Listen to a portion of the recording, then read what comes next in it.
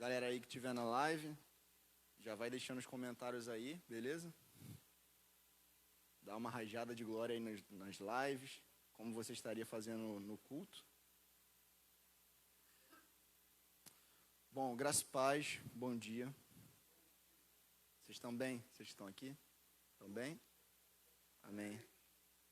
Bom, antes da gente falar sobre aquilo que a gente pretende falar hoje, queria fazer uma rápida recapitulação com vocês daquilo que nós falamos no nosso último encontro.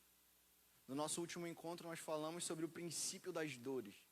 Então, a gente falou ali de Mateus 24, mais especificamente do versículo 4 até o 14. Só que aí, dentro dessa estrutura do versículo 4 ao 14, nós vimos que do versículo 4 ao 8, nós podemos atribuir o nome de princípio das dores, que foi esse nome que Jesus disse ali em Mateus 24. Do versículo 9 ao 12, nós vamos ver a intensificação dessas dores. Como a mulher que está grávida, está se aproximando do período do parto, a gente vê que as contrações aumentam em frequência e aumentam em intensidade. Então, o versículo 9 ao 12 é a intensificação dessas dores. E o versículo 13 ao 14 é a resposta que a igreja deve dar diante disso tudo. Só que aí, hoje, a gente vai falar sobre um tema muito interessante. Só que aí, se você crê que a gente não vai estar aqui, essa aula para você não vai servir de nada. Agora, se você acredita que o que está na Bíblia não é só para satisfazer a curiosidade do crente, mas para preparar o cristão para aquilo que ele vai enfrentar, então essa aula vai fazer todo sentido para você. Ok? Então vamos lá para Mateus capítulo 24, versículo 15. Mateus capítulo 24, versículo 15. Então a gente vai falar hoje sobre a grande tribulação. Mateus capítulo 24, versículo 15. Você que está acompanhando na live, se tiver uma Bíblia próxima de você, abra aí em Mateus 24, 15. Quem achar aí vai comentando aí na live também que achou. Que nem a gente fez no nosso último encontro. Mateus 24, 15 vai dizer assim: quando, pois, vocês virem situado no lugar santo o abominável da desolação de que falou o profeta Daniel. Quem lê, entenda. Então, o que Jesus está falando aqui? Jesus está falando que quando nós víssemos acontecendo o que o profeta Daniel disse que aconteceria, então nós saberíamos que a grande tribulação se iniciou. Nós saberíamos que a grande tribulação começou. Então, o que Jesus vai falar, a partir do versículo 15 em diante, vai fazer uma referência direta àquilo que Daniel disse. Então, para que a gente possa entender aquilo que Jesus vai falar aqui, nos próximos versículos, primeiro a gente precisa entender o que Daniel disse.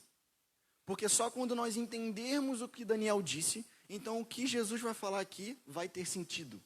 Então, nós precisamos primeiro entender aquilo que é dito lá no livro de Daniel. Então, vamos voltar lá para Daniel, capítulo 9, a partir do versículo 24. Daniel, capítulo 9, a partir do versículo 24. Nós vamos ler mais textos hoje, ok? Nos outros dias eu tentei, para ganhar um pouco mais de tempo, correr, só que hoje eu quero me ater mais aos textos. Daniel, capítulo 9, versículo 24. Daniel 9, 24. Vai dizer assim: 70 semanas estão decretadas ou determinadas para o seu povo e para a sua santa cidade, ou seja, Jerusalém, para acabar com a transgressão, para dar fins aos pecados, para expiar a iniquidade, trazer a justiça eterna, selar a visão e a profecia e para ungir o santo dos santos. Saiba e entenda isto. Desde que foi dada a ordem para restaurar e para edificar Jerusalém, até a vinda do ungido, o príncipe, haverá 7 semanas e 62 semanas. As ruas e as muralhas serão reconstruídas, mas será um tempo de muita angústia. Versículo 26. Depois das 62 semanas, o ungido será morto e não terá nada.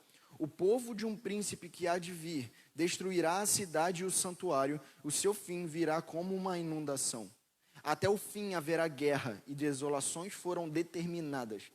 Ele fará firme aliança com muitos por uma semana. Na metade da semana fará cessar o sacrifício e a oferta de cereais. Sobre a asa das abominações virá aquele que causa desolação, até que a destruição que está determinada seja derramada sobre ele.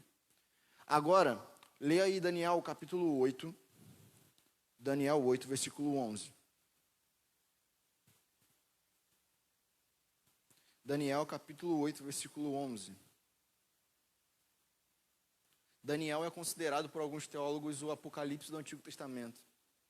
Por isso, muitas coisas que nós vamos ver em Apocalipse só vai ter sentido se nós soubermos aquilo que está escrito em Daniel.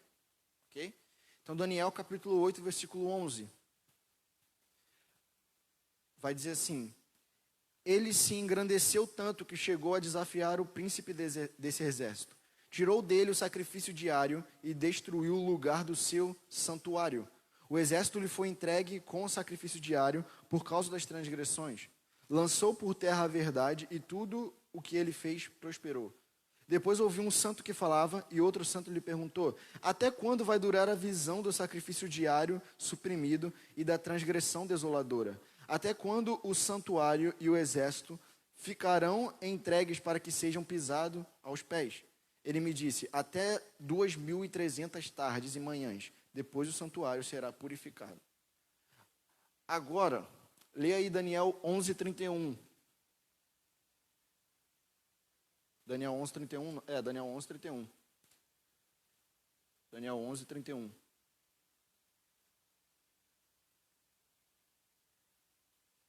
Daniel capítulo 11, versículo 31.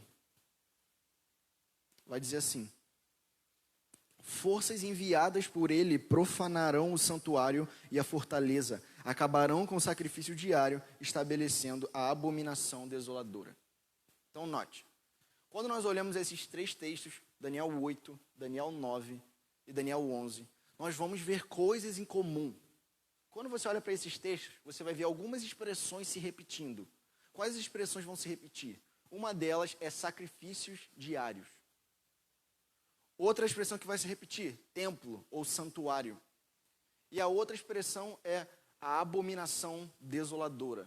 Então essas três coisas vão se repetir: sacrifícios diários, templo ou santuário e a abominação desoladora. Quando eu estou repetindo assim é para quem estiver anotando aí de casa, poder anotar, ok?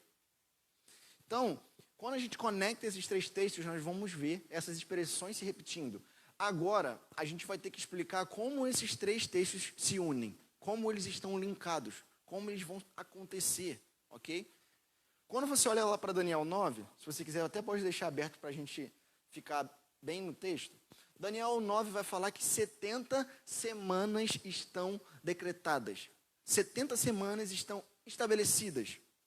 E essas 70 semanas estão estabelecidas para que algo seja cumprido. E o que vai ser cumprido nessas 70 semanas? O próprio texto vai dizer, olha aqui no versículo 24, vai dizer que as 70 semanas estão determinadas para o seu povo e para a sua santa cidade, para acabar com a transgressão, dar fins aos pecados, expiar a iniquidade, trazer a justiça eterna, selar a visão e a profecia, e para ungir o santo dos santos.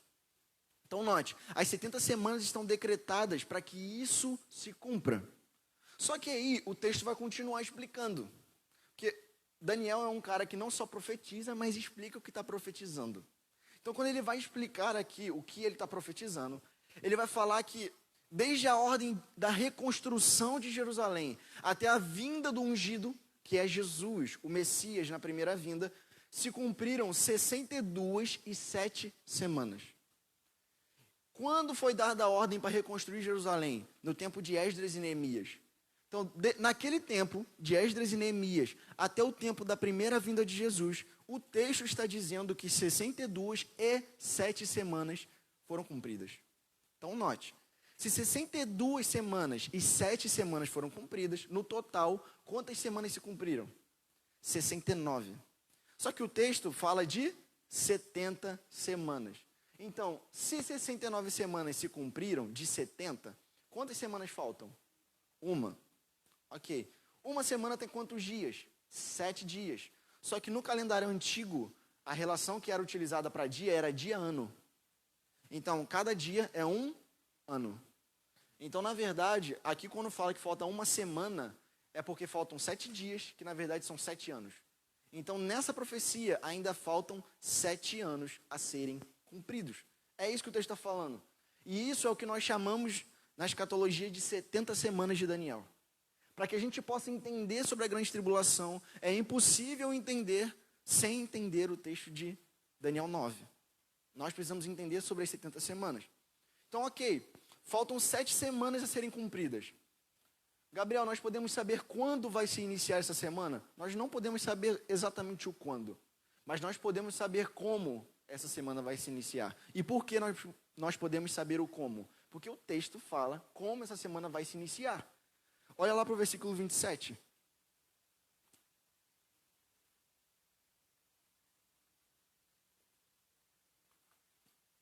Daniel 9, 27 vai dizer assim: ele fará firme aliança com muitos. Então, essa semana, ela vai se iniciar com o anticristo fazendo uma aliança, um pacto, um acordo de paz com muitos. Exatamente, 7 anos. Então, o anticristo vai iniciar essa semana como? Fazendo um acordo de paz com muitos. E isso também vai incluir a nação de Israel. Então, essa vai ser a primeira manifestação do anticristo. A primeira manifestação da aparição do anticristo será uma aparição de paz. Uma falsa paz. Então, você imagina alguém vindo e propondo paz para as nações. Alguém vindo e propondo soluções para todos os dilemas, para todos os problemas que as nações estarão enfrentando. E quando ele surgir propondo paz, isso vai ter todo o sentido. E por que vai ter todo o sentido? Porque qual é o cenário que vai estar montado para que ele apareça propondo paz? O cenário do princípio das dores, que é o que nós falamos na aula anterior. No mundo inteiro, nas nações. Então, quando Mateus 24, o princípio das dores, estiver em plenitude, ou seja, nação contra nação, reino contra reino, fomes, terremotos. Aí você imagina tudo isso acontecendo a nível mundial e numa intensidade nunca antes vista na história. Aparece alguém no cenário mundial, um líder político, propondo paz e soluções para os problemas mundiais. Então, quando ele surgir fazendo isso, meu amigo, vai fazer todo sentido. Exatamente. É aí que eu quero chegar. Então, tem um historiador que ele vai dizer o seguinte: o mundo está pronto para endeusar qualquer novo César que consiga dar a uma sociedade caótica unidade e paz. Então ele diz que diante de uma sociedade caótica, o mundo espera por alguém que vai propor paz. Uma humanidade que viveu o tempo todo uma história de conturbação, uma história de confusões, de violência. Tudo que mais o mundo deseja é por paz. Então você imagina alguém oferecendo essa proposta para as nações. Essa vai ser a primeira manifestação do anticristo. Então, quando Mateus 24 estiver acontecendo, o princípio das dores em plenitude, então o anticristo vai aparecer. Só que note, ao mesmo tempo em que o anticristo vai propor paz para as nações, as dores não vão deixar de serem intensificadas. Então, quando ele propor paz às nações e se iniciar a última semana, Mateus 24, ali a parte da intensificação das dores, do versículo 9 ao 12, vai continuar acontecendo. Ou seja, ao mesmo tempo que o anticristo vai propor paz às nações, os cristãos vão ser odiados como nunca. Isso vai ser simultâneo. Simultaneamente ao anticristo estar oferecendo paz, os cristãos serão odiados como nunca, porque as dores vão ser intensificadas. E por que isso vai acontecer? Você imagina. Como a pastora falou, imagina, aparece um cara oferecendo paz, e oferecendo soluções para os problemas mundiais. A igreja se levanta nesse período. Quando a igreja se levanta nesse período, ela vai dizer para o mundo: essa paz que vocês estão experimentando não é da parte de Deus, é falsa. Pergunta: quando a igreja se levantar dizendo essa paz não é verdadeira, essa paz não é vinda da parte de Deus, o mundo vai ficar com a mensagem da igreja ou vai ficar com a paz que eles estão experimentando? Vai querer matar a igreja. Porque antes a paz que nós estamos experimentando do que uma igreja extremista. Então, por que as dores vão ser intensificadas? Porque à medida em que o anticristo propor paz, a igreja vai se levantar como uma igreja conhecedora dos tempos e que sabe aquilo que está registrado nas Escrituras e vai dizer: essa paz não é verdadeira, essa paz não é vinda da parte de Deus. Exatamente. Exatamente. Então você imagina tudo isso acontecendo e a igreja falando: não, essa paz não é verdadeira. Então o mundo vai odiar a igreja por isso. Então isso vai fazer sentido, ok? Gabriel, me explica melhor, em outras passagens, como essa dinâmica do fim, do aparecimento de paz do anticristo vai acontecer. Olha para Apocalipse, capítulo 13. Apocalipse, capítulo 13. E aqui, nessa passagem, eu quero desmistificar. É assim que se fala, né? Desmistificar. Uma coisa que, por muito tempo, foi estabelecida na mentalidade dos cristãos sobre escatologia.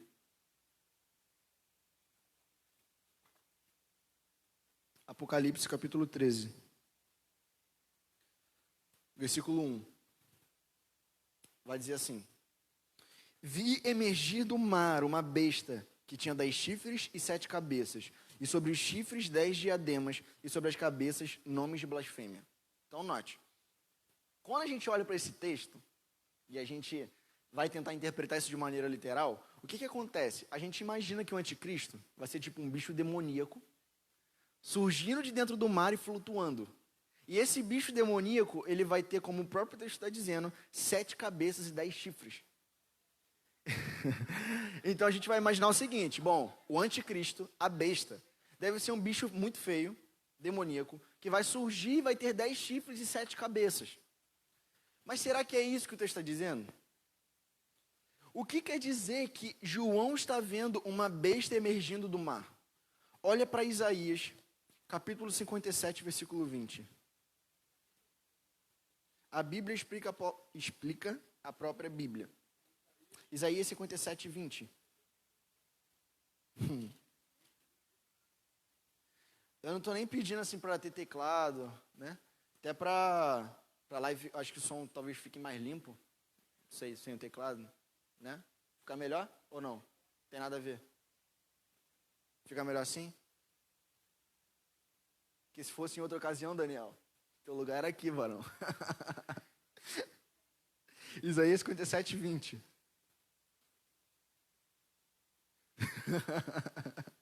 Isaías 57, 20 vai falar assim: mas os ímpios são como o mar agitado, que não se podem aquietar, cujas águas lançam de si lama e lodo. Então note, Isaías está explicando que o mar são as nações, são os ímpios em turbulência. Então, quando João está falando: olha, eu vi uma besta emergindo do mar, ele está dizendo que o anticristo vai surgir de um contexto onde as nações estarão em turbulência. Então, quando o anticristo surgir em meio às nações, e as nações em turbulência, vivendo fome, terremotos, nação contra nação, reino contra reino, então ele oferece paz para as nações. Aí, o que por muito tempo a gente tentou interpretar? Bom, se você está falando sobre uma besta emergindo do mar, isso talvez seja literal. Mas o que a gente precisa entender? Quando algo em Apocalipse fala, está escrito, e simplesmente põe diante de nós aquela verdade, é porque aquilo é literal. Porque a Bíblia diz o que ela quer dizer. A Bíblia diz o que ela quer dizer. E a Bíblia explica a própria Bíblia. Ok? Então, quando o livro de Apocalipse simplesmente põe uma verdade diante de nós, é porque aquilo é literal. Agora, quando o Apocalipse põe algo diante de nós e explica, é porque aquilo é simbólico, aquilo é figurativo. Você quer ver um exemplo disso? Abre em Apocalipse 1. Só para a gente entender o porquê que eu estou interpretando assim. Apocalipse 1. Deixa eu só achar o versículo aqui. Versículo 12. Apocalipse capítulo 1, versículo 12. Apocalipse 1, 12.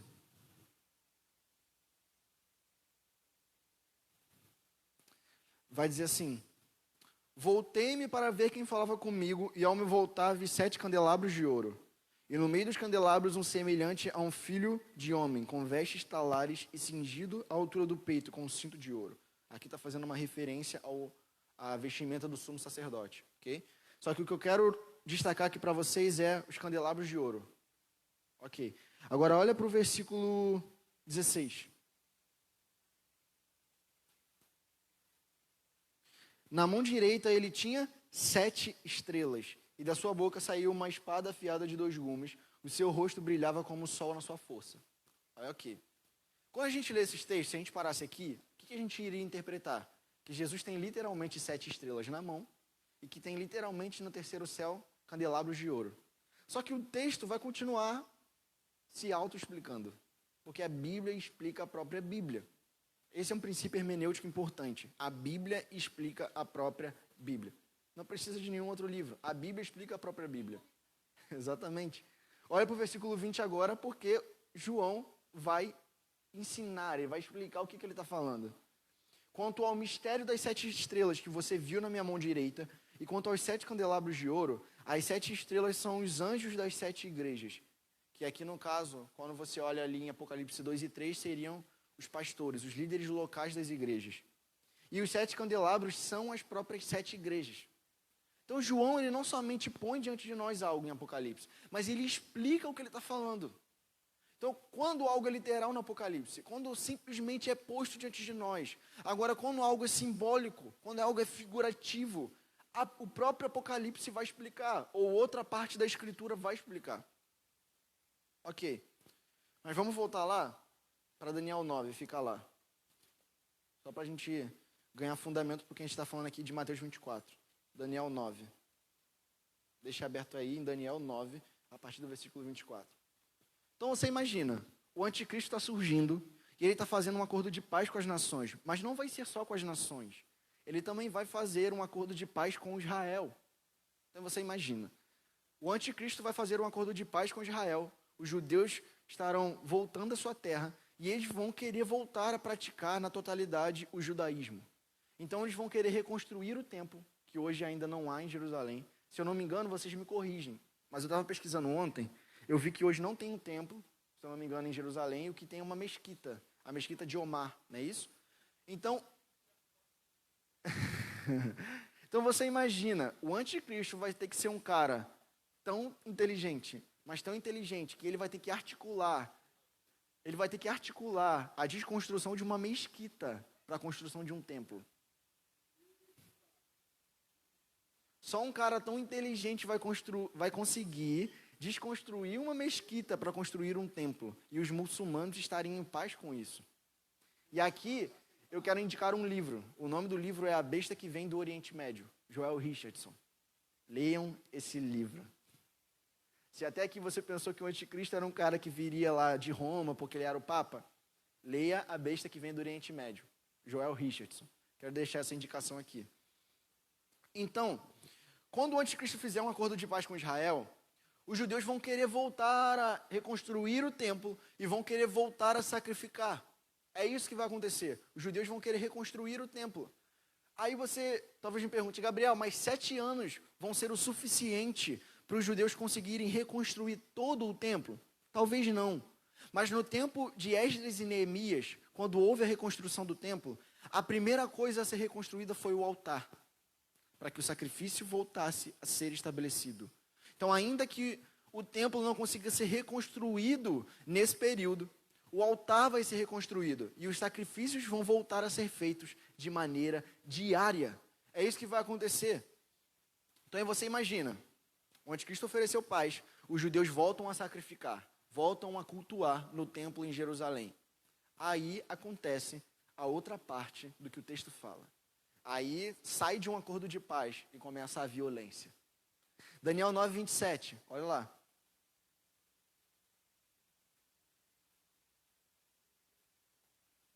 Vai dizer assim, ele fará firme aliança com muitos por uma semana, mas na metade da semana ele vai fazer cessar o sacrifício e a oferta de cereais. Então note, uma semana, 7 anos. Ele faz um acordo de paz no início desses 7 anos. Quando se completa os 3 anos e meio iniciais, ele rompe esse pacto de paz. E agora ele passa a assumir a liderança das nações, com violência. Então se inicia a grande tribulação. Ok, então Aqui o texto está falando que quando ele fizesse cessar esses sacrifícios que os judeus vão voltar a ser feitos, vai ser estabelecida uma abominação desoladora. O que é uma abominação desoladora? Abominação é algo que é abominável diante dos olhos de Deus, que vai gerar desolação, ou seja, juízos da parte de Deus.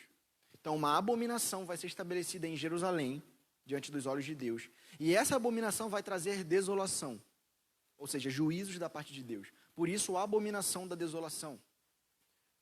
Aí, a gente precisa ler outros textos para a gente saber o que exatamente é uma abominação da desolação, para a gente entender o que Mateus 24:15 está querendo dizer. Aí a gente vai para um texto, que esse eu gosto de falar, 2 Tessalonicenses 2. Aí a gente vai desconstruir algumas coisas. Amém! 2 Tessalonicenses 2.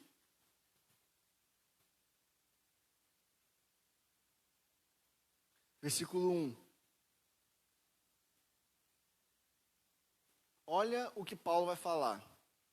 Irmãos, no que diz respeito à vinda de nosso Senhor Jesus Cristo e à nossa reunião com Ele, ou seja, o retorno de Jesus e o nosso encontro com Ele. Quando nos encontramos com Ele? Na ocasião do arrebatamento.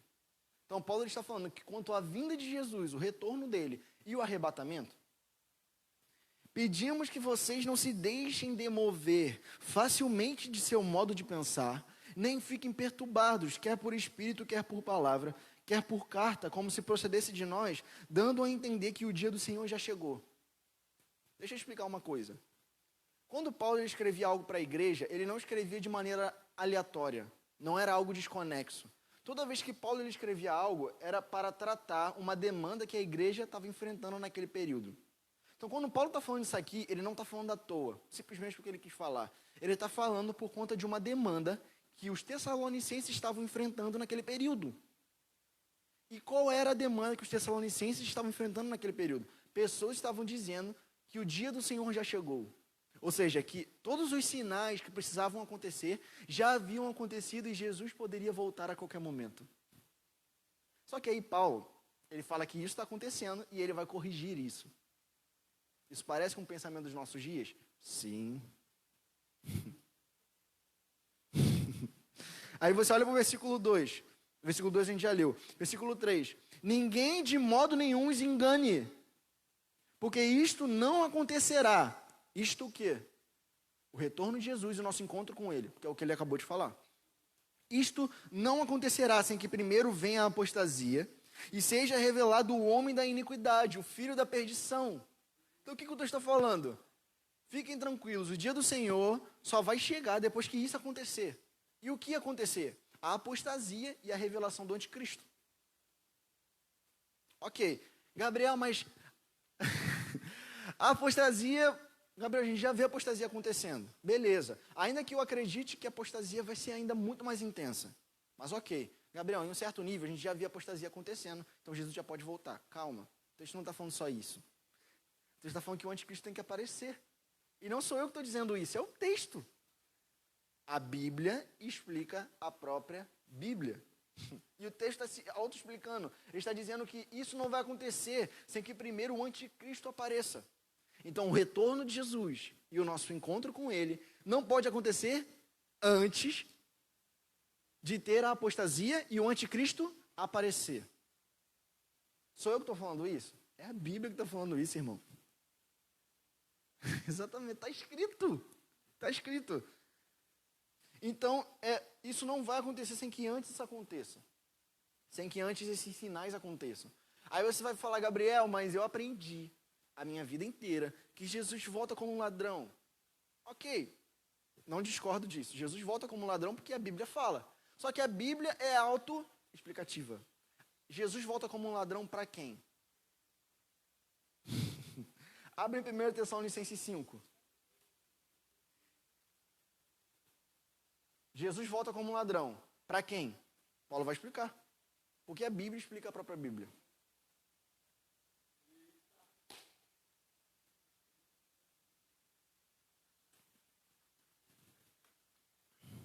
Não é o que o texto dá a entender. É o que o texto está dizendo. Não é o que dá a entender, é o que está dizendo. Beleza? Então, ok. 1 Tessalonicenses 5:1 vai dizer assim: irmãos, no que se refere aos tempos e às épocas, não há necessidade de que eu lhes escreva, porque vocês sabem perfeitamente que o dia do Senhor vem como um ladrão à noite. Ok. Se a gente parasse aqui, a gente falaria: não, pera, tudo já aconteceu, Jesus vai voltar a qualquer momento como um ladrão. Mas o texto vai continuar falando.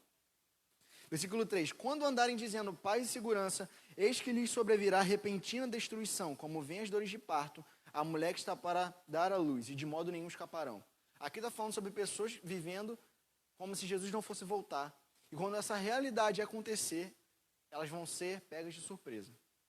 Aí, seria mais um fundamento para você dizer: bom, Jesus vai voltar como um ladrão, então já pode voltar a qualquer momento. Mas calma, o texto vai continuar dizendo: mas vocês, irmãos, não estão em trevas para que esse dia os apanhe de surpresa como ladrão. Porque vocês todos são filhos da luz e filhos do dia. Nós não somos da noite nem das trevas. Assim, pois, não durmamos como os demais. Pelo contrário, vigiemos e sejamos sóbrios. Versículo 4, de novo. Vocês, irmãos, não estão em trevas para que esse dia os apanhe de surpresa como ladrão. Para quem o dia do Senhor será como um ladrão? Para quem não espera por ele. Porque a igreja vai esperar por ele. A igreja vai esperar ansiosamente por ele. Porque é isso que a Bíblia fala. A Bíblia fala que a igreja deve aguardar e apressar a vinda dele. 2 Pedro 3, Pedro vai falar que a gente não deve só esperar a vinda de Jesus, com um viver santo, com um viver piedoso. Mas ele fala que nós devemos apressar essa realidade. Então, para a igreja, como o texto está falando, não vai ser como um ladrão. Porque a igreja vai esperar por isso, ela vai ansiar por isso. Então, essa realidade vai ser como um ladrão para quem não espera por ele. O texto é claro. Então, Jesus vai voltar como ladrão? Sim, para quem não espera por ele. Aí talvez você fale assim: Gabriel, mas aqui no versículo 9, vai dizer que Deus não nos destinou para a ira. Então você não pode falar que a gente vai enfrentar essas dores, como a grande tribulação, porque nós não fomos destinados para a ira. Mas deixa eu te falar uma coisa: na grande tribulação, quando Deus derramar a sua ira, não vai ser sobre o seu povo, vai ser sobre o anticristo e sobre o seu império. Então sim, nós seremos livres da ira em meio ao derramar da ira. Quando você olha para a história, sempre foi assim que aconteceu. Não seria novidade nenhuma isso acontecer. Quando você olha lá para o Egito, lá para o Êxodo, o que aconteceu? Deus derramou pragas? Só que a pergunta é: o povo de Israel foi tirado do Egito ou ele foi protegido em meio ao Egito e ao derramar das pragas? Protegido no Egito em meio ao derramar das pragas, em Gósen. Quando você olha para Noé, quando Deus derramou dilúvio sobre toda a terra, Noé foi livre do dilúvio, sendo transportado para um outro lugar completamente diferente, ou passando por essa realidade e sendo protegido por uma arca. Daniel e seus amigos foram livres da fornalha, sendo retirados da fornalha ou em meio à fornalha. Não seria novidade nenhuma que isso se repetisse, porque isso sempre aconteceu ao longo de toda a Bíblia. O povo de Deus sempre foi livre da ira em meio à ira. Sempre foi assim. Deus não nos destinou para a ira, não quer dizer que não vamos passar pela grande tribulação. Porque a ira na grande tribulação vai ser derramada sobre o anticristo e sobre o seu império. Então, beleza, isso a gente já desmistificou. Só que o que eu não entendo é, se Deus desde o princípio chama o povo para participar daquilo que ele vai fazer na história, no momento mais importante, a igreja é tirada. Eu não creio dessa forma. Respeito os irmãos que creem. Ok? Até porque esse pensamento do arrebatamento secreto, ele vai surgir só no século XIX. Ao longo de toda a história da igreja, isso nunca havia sido pensado. No século XIX, isso vai ganhar força com uma visão. Ok? A ideia do arrebatamento secreto. Então, quando surge no século XIX essa ideia do arrebatamento secreto, as pessoas voltam a olhar para as profecias de maneira mais literal, mais futurista. E isso é positivo. Agora, o problema dessa visão que teve no século XIX foi implementar algo que não havia no primeiro século. No primeiro século, eles criam sim que teriam um reino milenar literal. Eles criam que o anticristo apareceria de maneira literal. Teria um período de 1260 dias, que seria a grande tribulação. Os pais da igreja criam dessa forma, de maneira literal, de maneira futurista. O problema que aconteceu no século XIX foi olhar para isso, ok, isso foi um ponto positivo, mas o problema foi implementar algo que não estava lá no princípio, que foi a ideia de um arrebatamento secreto. Ou seja, essa ideia estava em escuridão, ou a igreja ficou em ignorância durante 19 séculos. Deus nunca falou isso antes, deixou todos os pais da igreja na escura. Só foi revelar 19 séculos depois. Eu não vou falar que a história é o que valida se algo é verdade ou não, que é a Bíblia que valida. Ok? Nós temos que olhar para a Bíblia. Mas a história é um meio de nós verificarmos se de fato algo foi falado antes ou foi conhecido antes. A história coopera, exatamente. Mas ok, eu não quero entrar nesse mérito, isso aí é para a próxima aula. Só para pensar. Agora, olha aí para o 2 Tessalonicenses, de novo, 2:7. 2 Tessalonicenses 2:7.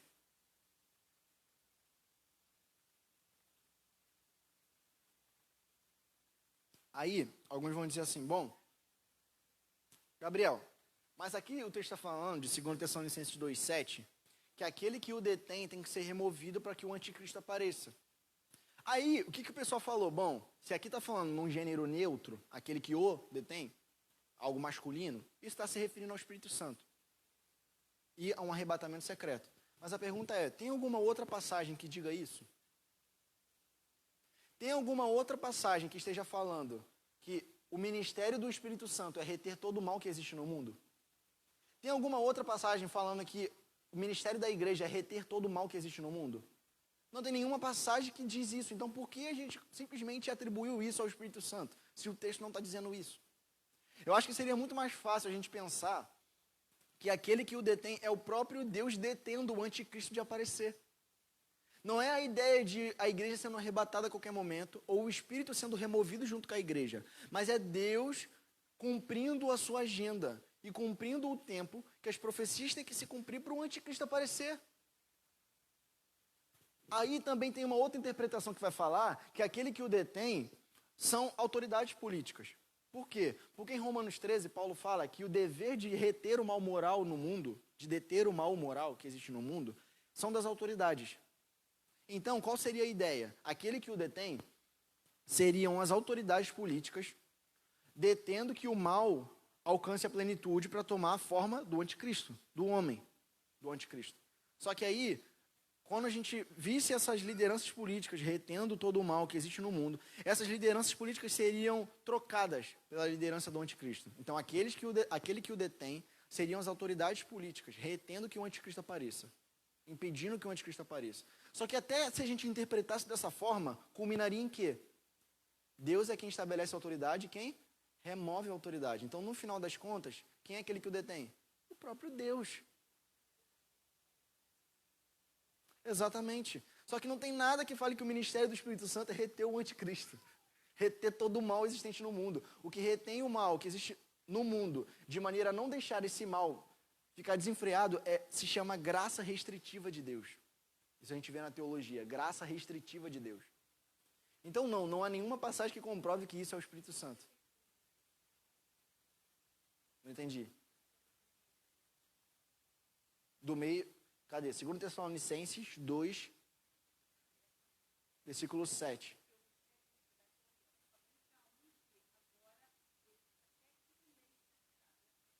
Aqui na minha está até que agora o detém. Mas, exatamente. Então, qual é a ideia de afastado ou tirado do meio? É que o Espírito Santo ele foi removido junto com a igreja para um arrebatamento secreto. Porém, não há nenhum outro versículo que comprove que de fato é o Espírito Santo. Não tem nenhum outro versículo que comprove que isso aqui se refere à igreja sendo removida. Mas aquele que o detém seria justamente Deus impedindo que o anticristo apareça. Aquele que o detém seria o próprio Deus detendo a aparição do anticristo. Exatamente. Então, aquele que o detém seria o próprio Deus cumprindo a sua agenda e não o Espírito sendo removido. Até porque algumas pessoas vão dizer, bom, o anticristo vai ser removido. Então, mesmo assim, vai ter salvação na grande tribulação. Só que a pergunta é, alguém pode ser salvo fora do Espírito Santo? Na nova aliança? Então parece que as pessoas trazem uma ideia do tipo assim, as pessoas vão ser salvas na grande tribulação, como era no Antigo Testamento. Só que a gente não está no Antigo Testamento, a gente está na nova aliança. E ninguém diz que Jesus é o Cristo, senão pelo Espírito de Deus. Paulo falou isso. Paulo ou João? Se eu não me engano, João. Ninguém diz que Jesus é o Cristo, que Jesus é o Messias, senão pelo Espírito de Deus. Não tem como ter salvação fora do Espírito Santo. Porque nós estamos na nova aliança, a gente não vai voltar para o Antigo Testamento. Isso seria uma total contradição com toda a teologia bíblica que vem se desenvolvendo até aqui. Isso seria totalmente contra a teologia bíblica. Mas beleza, eu não quero aqui me ater a ficar falando contra o arrebatamento secreto. É só para trazer um pensamento.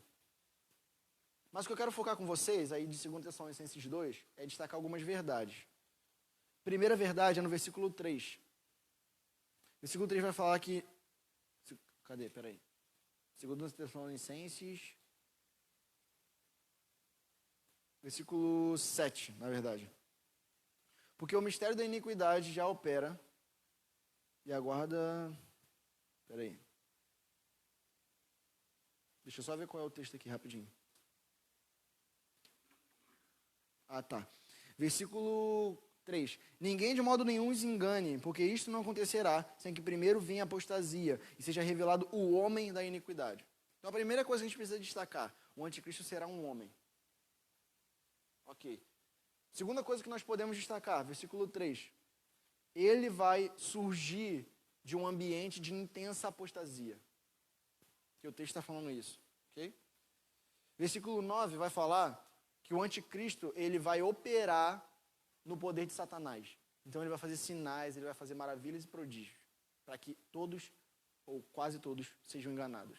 Ok? E no versículo 4 é algo que eu quero começar a destacar.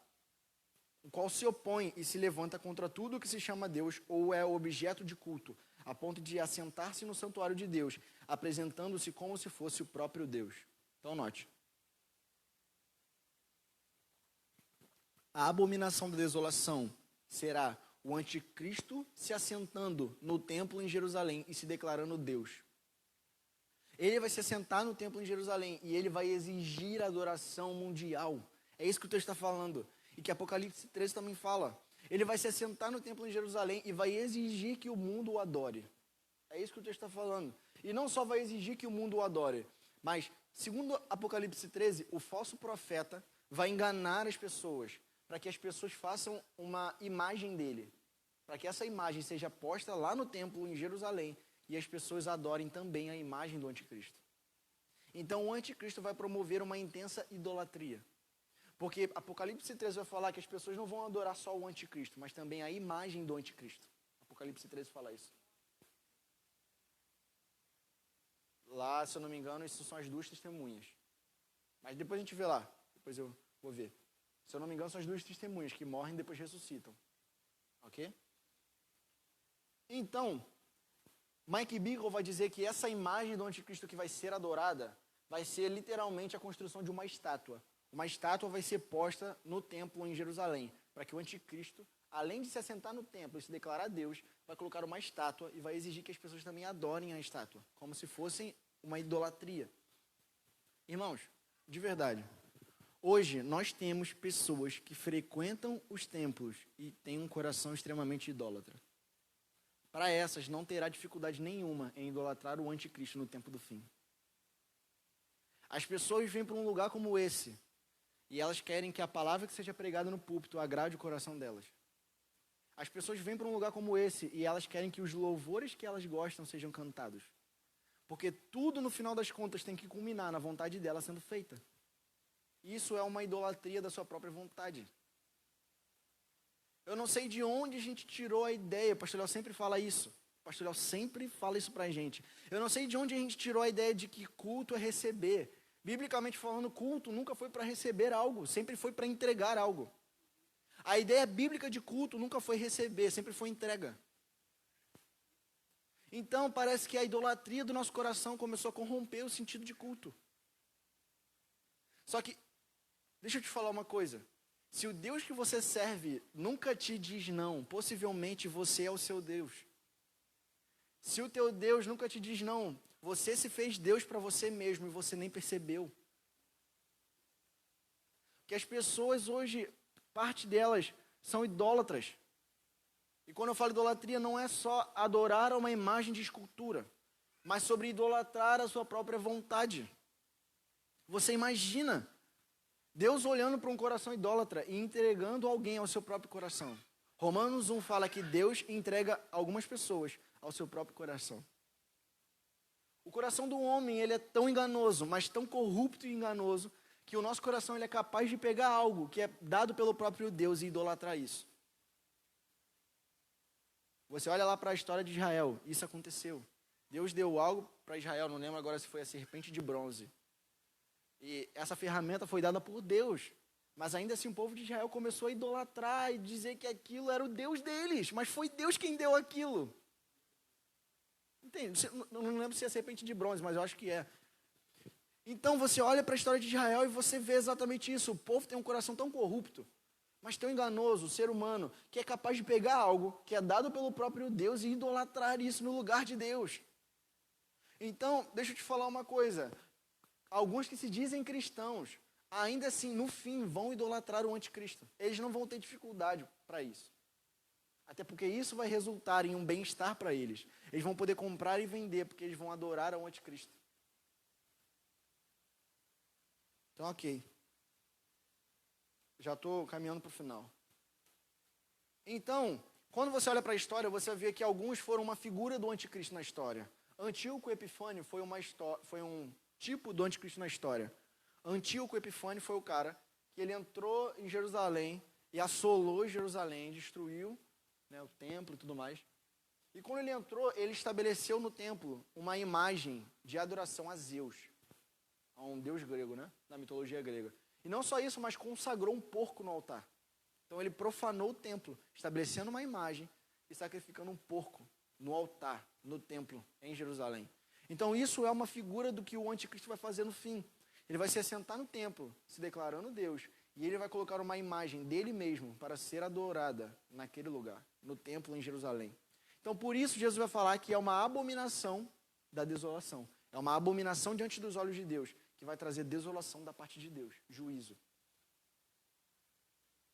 Aí, o que a gente precisa entender? Algumas profecias das Escrituras, elas vão seguir uma interpretação chamada lei da dupla referência. Existem algumas profecias na Bíblia que elas se cumprem parcialmente na história, para que isso seja um apontamento profético de como vai ser no fim dos tempos. Por exemplo, quando a gente olha para Joel 2, sobre o derramado do Espírito, Pedro ele vai dizer, quando está falando em Atos 2, que aquilo era o cumprimento da profecia de Joel. Então o que a galera vai falar? Bom, então já foi, o Espírito já foi derramado, não vai ter ainda um intenso derramar no futuro. Só que entenda, Joel falou que antes que viesse o terrível dia do Senhor, o Espírito seria derramado sobre toda carne. Então essa profecia se cumpriu parcialmente na história, como um apontamento de como vai ser no futuro. Então existem profecias no Antigo Testamento que vão ter um duplo cumprimento. Isaías 9 é um grande exemplo disso. Ou é Isaías 9 ou é Isaías 11. Vai falar sobre a vinda de Jesus, a primeira vinda, mas também vai falar sobre o milênio. Então vai falar sobre dois períodos diferentes na história. Quer ver? Vamos lá para Isaías. Deixa eu só ver se é 9 ou 11. Ou é esse, ou é Isaías 11. Deixa eu só ver aqui.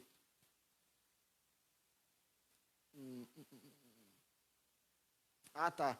Isso aí. Isaías 9, 6. Olha o que o texto vai falar.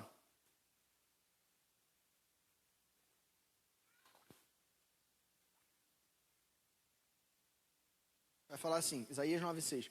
Porque um menino nos nasceu, um filho se nos deu, o governo está sobre seus ombros, e o seu nome será maravilhoso, conselheiro, Deus forte, Pai da eternidade, príncipe da paz. Ele estenderá o seu governo e haverá paz sem fim sobre o trono de Davi e sobre o seu reino, para estabelecer e para o firmar com juízo e com justiça, desde agora e para sempre. O zelo do Senhor dos Exércitos fará isso. Aqui está falando sobre um menino que iria nascer, está falando sobre a primeira vinda. Mas ao mesmo tempo aqui está falando sobre alguém que se assentaria no trono de Davi e iria estender o reino a partir de Jerusalém para as nações. Então note, o texto em Isaías 9 está falando sobre dois períodos da história diferentes. Tem dupla referência, duplo cumprimento. Deu para entender? Então, existem profecias no Antigo Testamento que já se cumpriram, mas também tem profecias que ainda vão se cumprir. Os profetas falaram mais sobre a segunda vinda de Jesus do que sobre a primeira. Existem mais profecias no Antigo Testamento sobre o retorno de Jesus do que sobre a vinda, a primeira vinda de Jesus. Mas vamos voltar lá para Apocalipse 13:8, para a gente caminhar para a parte final já. Apocalipse 13:8.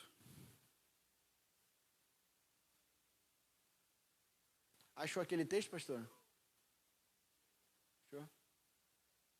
Tá, então depois a gente... Apocalipse 13:8.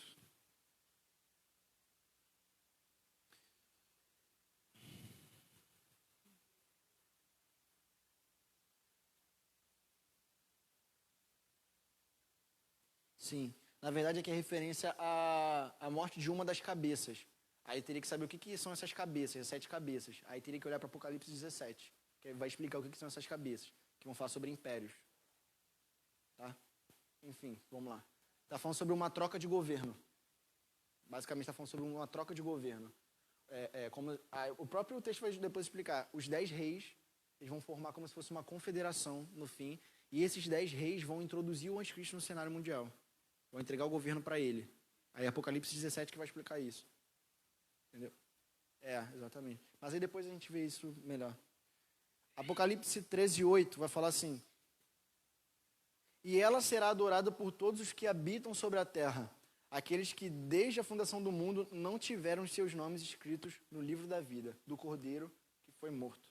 Então note, quando a gente lê esse texto, se a gente parasse na primeira parte do versículo, a gente ia falar, bom, todo mundo que vai passar pela grande tribulação vai adorar ao anticristo.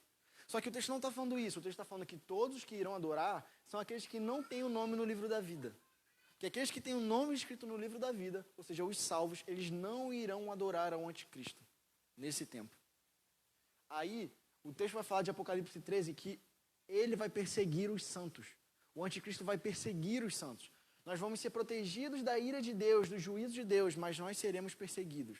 Repetindo exatamente o que aconteceu ao longo de toda a história da igreja. Sempre foi assim. Num contexto de perseguição, a igreja pregando o evangelho. Então ele vai perseguir os santos. E alguns disseram, bom, se aqui está falando que ele vai perseguir os santos, isso é uma referência somente a Israel. Só que aqui os santos, se você olhar no Novo Testamento, o tempo todo a igreja é chamada de santos. Então isso não é só uma referência a Israel, isso também é referência à igreja. Ok? Essa é a interpretação que eu adoto sobre esse texto. E quando a gente olha para Apocalipse 13, alguns vão falar, bom, aqui está falando sobre a marca da besta, né? Alguns vão falar que é um chip, ou alguns vão falar que é só uma mentalidade, porque essa marca ela é posta na mente, ó, na testa e na mão direita. Então, testa seria mentalidade e mão direita obras, né? Serviço. Só que eu acredito que a marca da besta ela vai ser literalmente uma marca pública. Exatamente. Eu não sei como isso vai acontecer, não sei se vai ser por meio da tecnologia, não sei, de verdade. As pessoas vão dizer que é um chip, eu não creio que vai ser um chip, mas vai ser uma marca pública. Então, quando a pessoa ela tiver essa marca pública, ela vai ter direito a comprar e vender. Ou seja, ela vai ter direito a acessar a economia, como diz Apocalipse 13. Entende? Então, a marca da besta, as pessoas simplesmente disseram assim, bom, algumas pessoas vão colocar a marca da besta e nem vão saber. Eu não acredito nisso. Eu acredito que vai ter engano? Sim, mas eu acredito que a pessoa que aderir à marca da besta, ela vai saber o que ela vai estar fazendo. Ela vai estar adorando ao anticristo, então ela sabe o que ela está fazendo. Exatamente. A pessoa que vai colocar a marca da besta não é tipo assim, fui enganada, coloquei, estou no império do anticristo. Não. A pessoa vai colocar sabendo o que está fazendo, porque ela vai estar adorando o anticristo antes. Então ela sabe o que ela está fazendo, ela sabe se ela colocar aquela marca, exatamente. Ela sabe que se ela colocar aquela marca, vai ser uma proposta do governo dele. Então, a pessoa que colocar a marca não vai ser tipo assim, fui enganado, acabei colocando. Não, vai ser voluntário. A pessoa vai colocar a marca da besta sabendo o que ela está fazendo. Deliberadamente. Assim como na grande tribulação, os santos serão selados por Deus, e Apocalipse vai falar isso, o anticristo vai fazer um falso selo dos seus, que vai ser a marca da besta. Então as pessoas simplesmente disseram, Gabriel, a grande tribulação é só para Israel, porque Deus tem um plano para Israel e outro para a igreja. Não. Deus não tem um plano para Israel e outro para a igreja, e a igreja também não substituiu Israel no plano de Deus. Eu não creio na teologia da substituição. A igreja não substitui Israel no plano de Deus. A proposta que eu tenho é um só plano e um só povo. Então, é tipo assim, Deus prometeu de maneira incondicional, por meio da graça, para Israel. Só que aí depois, quando você vê Paulo falando, ele vai falar que os gentios foram inseridos nessa promessa. Então não é tipo assim, um plano para Israel e outro para a igreja. É a igreja sendo incluída no plano que era para Israel. Entende? Então não é sobre um plano para Israel e outro para a igreja. Não é Deus salvando a igreja de uma maneira e Israel de outra. É um só plano e um só povo. Entende? Que o problema dessa interpretação de que a igreja não está presente é falar que Deus tem um plano para Israel e outro para a igreja. Então a gente simplesmente fala, bom, as profecias do Antigo Testamento que era para Israel, é só para Israel e a igreja não tem parte nisso. Só que entenda, aquilo que Deus prometeu para Israel, agora a igreja vai ser inserida nisso. E por quê? Porque Paulo fala isso. Romanos 9, 10 e 11 é Paulo explicando sobre isso. Então a gente precisa entender melhor qual é o papel da igreja. A gente precisa entender qual é o papel também de Israel no plano de Deus. A gente precisa entender melhor isso. Mas eu não vou explicar sobre isso porque isso é algo um pouco complicado de explicar, ok? Ainda que é só fazer uma exposição de Romanos 9, 10 e 11. Mas eu não quero fazer isso agora pela manhã. Então, só para a gente voltar lá para Mateus 24, 15, para a gente encerrar. Mateus 24, 15.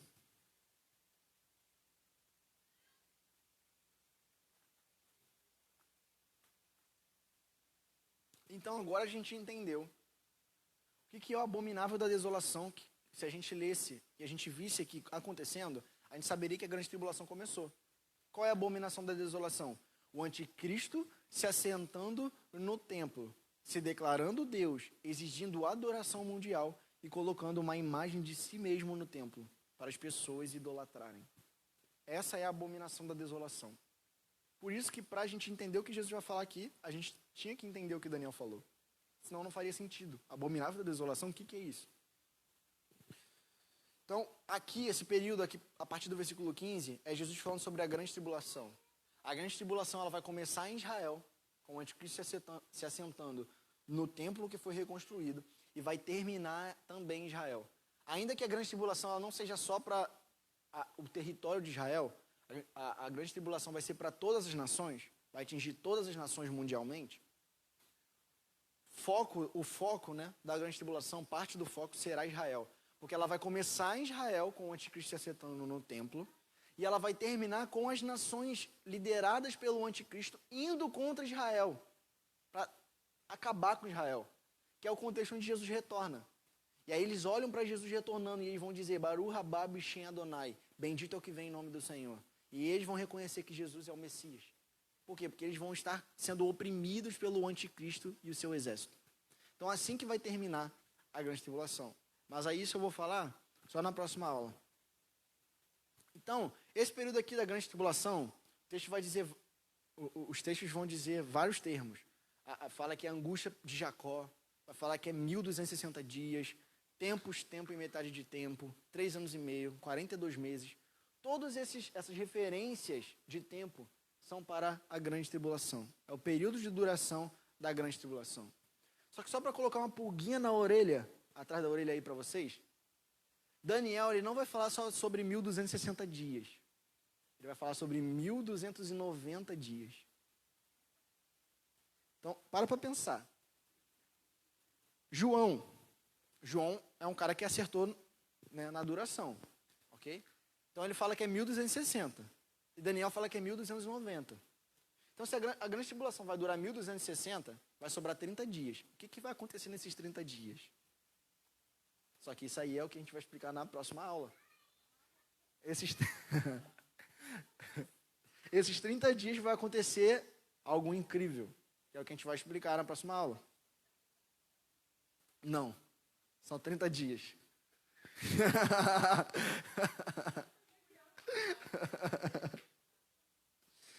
Quando a Bíblia fala sobre o dia do Senhor, dia do Senhor se refere não só sobre o estreito dia do Senhor, que é o retorno de Jesus, mas também fala sobre o amplo dia do Senhor. Ou seja, quando o anticristo, quando a Bíblia fala sobre o dia do Senhor, é como se os profetas estivessem dizendo sobre vários eventos. Que quando os profetas eles profetizavam, eles olhavam para algo que iria acontecer de maneira futura e não necessariamente apresentava uma ordem nos acontecimentos.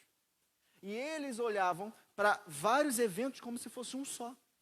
Então, por isso, os profetas, quando eles profetizavam sobre o dia do Senhor, eles diziam que é como se fosse um único ato de Deus. Ou seja, dia do Senhor para vários eventos. Okay? Que os profetas profetizavam dessa forma. Então, eram vários eventos que iriam compor o chamado dia do Senhor. Então, por que é legal a gente explicar isso? Porque quando eu lia na Bíblia, falando naquele dia, ou o dia do Senhor, eu sempre entendia, caraca, eu olho para alguns textos e fala, naquele dia, o dia do Senhor, mas fala sobre coisas diferentes acontecendo. Por que fala sobre coisas diferentes acontecendo? Se é sobre o dia do Senhor. É porque dia do Senhor não se refere só sobre o estreito dia do Senhor, que é o retorno de Jesus, mas sobre o amplo, que é o acontecimento de vários eventos. Então, o dia do Senhor não é só sobre o estreito dia, mas sobre o amplo dia. Exatamente. O amplo dia do Senhor seria os 1260 dias. Okay? Os 30 dias é outra parada que eu vou explicar para vocês. Então, quando você olha ali o versículo 16 ao 26, não tem até muito o que explicar, vai falar sobre a grande tribulação acontecendo no contexto de Israel. Tanto que aqui vai falar sobre Judeia, vai falar sobre contexto específico de Israel, está falando especificamente sobre regiões de Israel, ok? Então, nesse período, vai ser o período em que Jesus vai derramar o juízo, que está escrito lá em Apocalipse. Ele vai derramar sobre o anticristo, ele vai derramar sobre o seu império 7 taças, 7 trombetas, 7 selos. Não é numerado à toa, mas é numerado porque vai seguir uma ordem, vai ser algo sequencial. O juízo ele vai aumentar em intensidade, por isso é sequencial.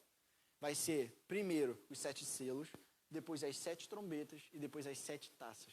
Vai ser algo sequencial, por isso é numerado. Senão não faria sentido ser numerado.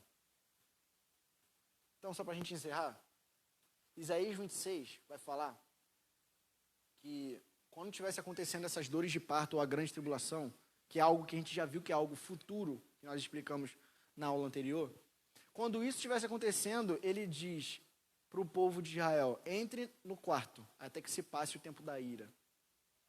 Aí agora eu estou saindo da grande tribulação, do que eu estava falando, e agora eu vou falar sobre uma percepção que eu tenho nesse tempo. Eu acredito literalmente que Deus está dizendo para nós nesse tempo, que é um tempo de nós entrarmos no quarto. E entrar no quarto não teria só o sentido de preservação, mas também teria o sentido de cultivar intimidade. Quando um casal entra no quarto e fecha a porta, é para intimidade. Jesus, quando vai ensinar a oração para os discípulos em Mateus 6, ele fala, entre no seu quarto e feche a sua porta. Ele está falando para você entrar no quarto e cultivar intimidade. Por isso, entrar no quarto não tem só o sentido de proteção da ira que vai ser derramada, mas também tem um sentido de cultivar intimidade. Então, eu acredito que o que a gente está vivendo hoje é literalmente Deus dizendo não só para a gente, fique em casa, mas é Deus dizendo, volte para o secreto. É como se literalmente Deus estivesse dizendo para nós, entre no seu quarto, cultive o secreto de novo. E aprenda que o culto começa de casa. Não é só fique em casa, é cultive o secreto em casa e aprenda que o culto começa de casa. Porque nós aprendemos a ser extremamente habilidosos em apresentar Jesus em cima de um púlpito.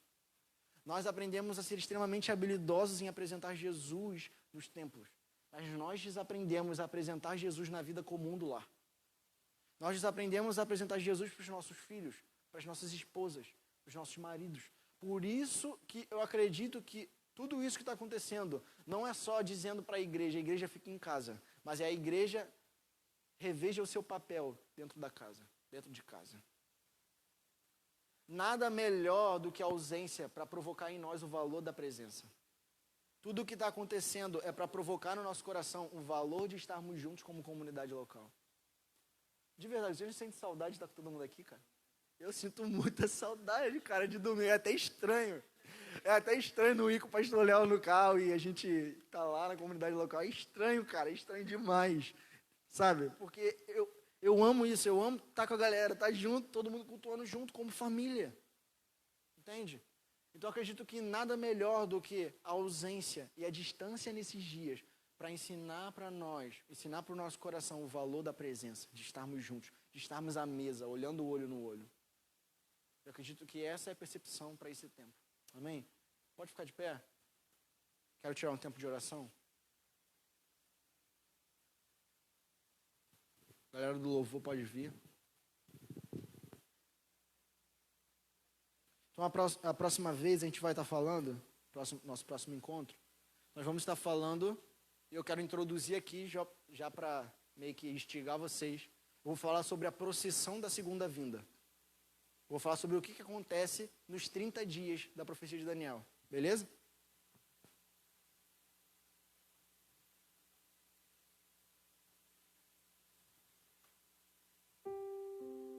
Eu acredito que parte daquilo que o Senhor está falando para esse tempo é literalmente o que ele disse para João. Ele disse para João: João, sobe aqui e eu vou te mostrar as coisas que depois dessas devem acontecer. A igreja, nesses dias, não é chamada só para interpretar aquilo que está acontecendo agora, mas é chamada para olhar para o que vai acontecer depois de tudo isso, depois que tudo isso passar. Por isso eu acredito que Deus está dizendo não só para a igreja, tenha discernimento daquilo que está acontecendo agora, saiba qual é o seu papel diante disso tudo, mas é como se Deus também estivesse dizendo: sobe aqui, para que você possa ver as coisas que vão acontecer depois que tudo isso passar. É isso que Deus disse para João: João, sobe aqui e eu vou te mostrar as coisas que depois dessas devem acontecer. Então é como se Deus estivesse dizendo para a igreja, sobe aqui e eu vou te mostrar as coisas que depois dessas vão acontecer. A igreja é chamada nesse tempo para viver sobre uma intensa sabedoria e revelação. E é por isso que eu quero orar. Eu quero orar por sabedoria e revelação. Assim como Paulo orou em Efésios 1, assim como Paulo orou em Colossenses 1, espírito de sabedoria e de revelação. É por isso que eu quero orar. Então feche seus olhos. Vamos orar. Pai, nós rendemos graças ao Senhor. Nós nos achegamos ao Senhor por meio da obra do Filho. Obrigado porque por meio da obra do Filho nós podemos nos achegar ao seu trono. Então nós nos achegamos ao seu trono com confiança. Nós nos achegamos ao seu trono com confiança por meio da obra do Filho. A obra do Filho nos dá confiança para que possamos nos achegar ao trono. Então nos achegamos ao trono coletivamente essa manhã. Aqueles que estiverem na live estão se achegando ao Senhor diante do trono, confiando na obra do Filho. Pai, nós rendemos graças ao Senhor e nós declaramos que o Senhor está acima de tudo e todos. Nem o céu dos céus podem contê-lo. A terra é o estrado dos seus pés, a sua voz é como uma trombeta, a sua voz é como de muitas águas. Que nós, o seu povo, tenhamos ouvidos para ouvir a sua voz como de muitas águas. Som de muitas águas é um som que nunca cessa, mas é um som que ora está mais alto e ora está mais baixo. Senhor, nós oramos para que o som de muitas águas ecoe nos nossos ouvidos. Nós queremos ouvir a voz do Senhor e aprender aquilo que nós devemos fazer nesse tempo. Senhor, nós queremos ouvir a sua voz, seja como de uma trombeta nos alertando, seja como de um sussurro nos contando segredos. Nós queremos ouvir a voz do Senhor esses dias. Pai, eu quero orar para que nesses dias o Senhor batize a sua igreja com sabedoria e revelação. Nós queremos ter revelação daquilo que nós estamos vivendo nesse tempo. Nós queremos ter a revelação daquilo que vai acontecer nos próximos dias, para que nós possamos desenvolver sabedoria, ou seja, a maneira como nós vamos desenvolver a nossa prática como igreja. Nos dê, Senhor, revelação. Nos dê revelação, pois nós queremos saber o que vai acontecer, para que possamos nos preparar para aquilo que vai acontecer. Sim, Pai, nós oramos para que o Senhor nos dê sabedoria, para que o Senhor nos conceda revelação. Antes da gente entrar no louvor, eu quero só pedir, Pastor Léo, pode fazer uma oração para a gente?